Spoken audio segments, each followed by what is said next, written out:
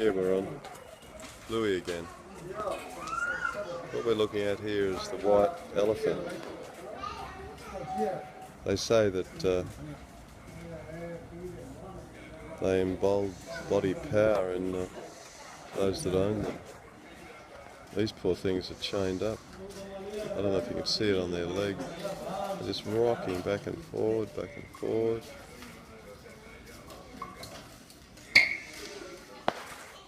There's 3 of them.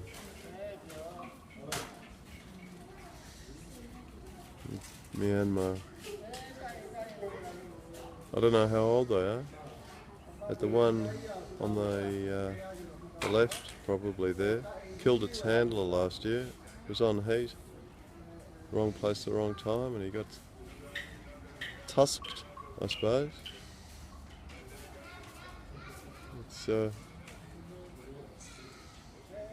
quite sad.